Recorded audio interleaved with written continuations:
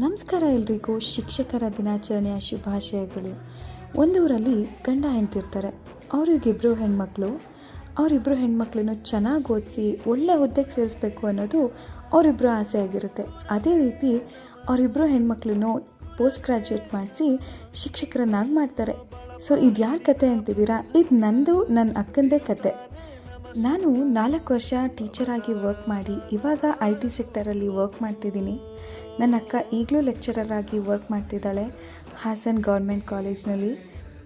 ಈಗಲೂ ಎಲ್ಲಾದರೂ ಹೊರಗೆ ಹೋದರೆ ಮಕ್ಕಳು ಮಾತಾಡಿಸ್ತಾರೆ, ಅವ್ರ ಪೇರೆಂಟ್ಸ್ ಮಾತಾಡಿಸ್ತಾರೆ. ಅದನ್ನೆಲ್ಲ ನೋಡಿದ್ರೆ ಖುಷಿ ಆಗುತ್ತೆ.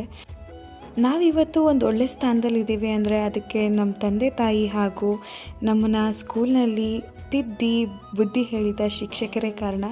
ಅವ್ರನ್ನೆಲ್ಲ ನೆನೆಸ್ಕೊತ ಅವ್ರಿಗೆಲ್ಲ ಕೃತಜ್ಞತೆಯನ್ನು ಸಲ್ಲಿಸ್ತಾ ಈ ವಿಡಿಯೋನ ಎಂಡ್ ಮಾಡ್ತಾಯಿದ್ದೀನಿ.